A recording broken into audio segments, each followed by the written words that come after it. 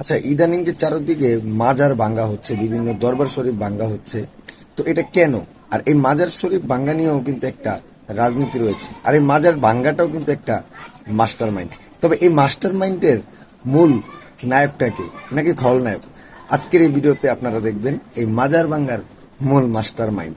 এই master mind কে খেলছে, কারা খেলছে, যদি এই ভিডিওটা সম্পূর্ণ দেখেন তাহলে আপনি বুঝতে পারবেন এটাও যে একটা কত বড় রাজনীতি তা আপনারা জানেন না।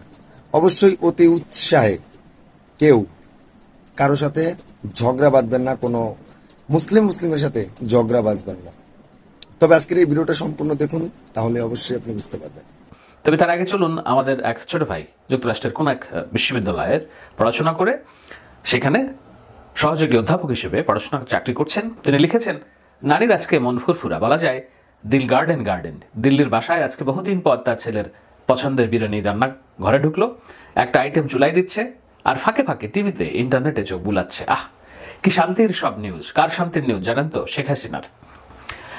একবার তো আনন্দ গোপন করতে না পেরে বলেই উঠলো, সব ভেঙে ফেল, মাজার কেন থাকবে, মন্দির কেন থাকবে।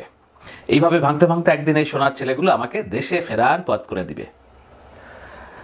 আগে আমার কত নাটক সাজাইতে হইতো, এখন সোনার ছেলেগুলো নিজেরাই সব করে আগের নাটকগুলোকে সত্য বানায় দিচ্ছে। কি যে শান্তি লাগছে। যেইভাবে ছেলেগুলো আগাচ্ছে তাতে আর বেশি দিন নাই বলার, আগেই তো ভালো ছিল। যেভাবে আগাচ্ছে বেশি দিন নেই, মানুষ বলতে শুরু করবে যে আগেই তো ভালো ছিল। সাবাস আনন্দবাজার, সাবাস হিন্দুস্তান টাইমস। অলরেডি জাতীয় সঙ্গীত পাল্টানোর দাবি রবীন্দ্রনাথ নিয়ে নিউজ করে ফেলেছে, মাজার ভাঙার নিউজও করতেছে। আচ্ছা, এই দেশের জনগণ এত ভালো কেন? কে বলছে? শেখ হাসিনা বলছে। আমি এদের কত ভুলই না বুঝেছি, কিন্তু এরাই আমার আসল প্রেমী। কেন প্রেমী সেটি বলছি। আমাকে শুধু এতদিন শাসন করার অধিকার দেয়নি, সামনের দিনে মনে হয় আমাকে দেশে এনে শাসন করার সুযোগ দিবে। এটা লিখেছেন তিনি। সেখানে একটা জায়গায় তিনি লিখছেন যে যারা এই মবকে হাওয়া দিচ্ছেন, সঠিক ধর্ম পালন তারা ভুলে যাইয়েন না। এই দেশ আফগানিস্তান হওয়া অ্যাফোর্ড করতে পারবে না। আপনার ভুল ব্যাখ্যায় বেহেশতে যাওয়ার লোভে দেশকে নরক বানানোর আয়োজন হবে মাত্র।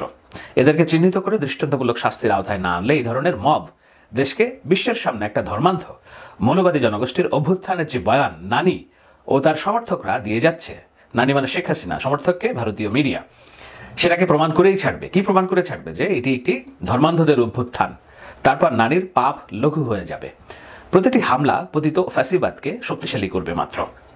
যেসব এলিট জাতীয় সঙ্গীত পাল্টানোর দাবিতে হাওয়া দিচ্ছেন, মাজার সহ নানা বিশ্বাসের জায়গার হামলাকে ইগনোর করছেন কিংবা সমর্থন করছেন, তাহলে আপনিও ফ্যাসিস্ট এনাবেলার। আপনাদের শুরুতেই হয়তো অনেকের দ্বিমত তৈরি হইতে পারে। দ্বিমত যেন না তৈরি হয়, এজন্য আমি আরও দুটি স্ট্যাটাস পড়ব এই আলোচনার শেষের দিকে। কেন বলছেন এই ভদ্রলোক যে যারা এই মবকে উস্কে দিচ্ছেন তারা ফ্যাসিস্ট এনাবেলার? ফ্যাসিস্ট এনাবেলার মানে গণহত্যা। শেখ হাসিনা যে ফ্যাসিস্ট, সেই ফ্যাসিস্টকে কিভাবে আবার পুনর্বাসন করা যায় সেইটার একটা পথ তৈরি করে দিচ্ছেন। আশা করি ভিডিওটা দেখে উপকৃত হবেন এবং বুঝতে পেরেছেন যে মাজার ভাঙ্গাটাও একটা মাস্টার মাইন্ড। এই মাস্টার মাইন্ডের পাল্লায় আপনারা কেউ পাগল হবেন না। আপনারা যদি পাগল হন তাহলে আপনি উতাসে উতের বো হারাবেন। সো আজ এ পর্যন্তই, দেখা হবে পরের ভিডিওতে।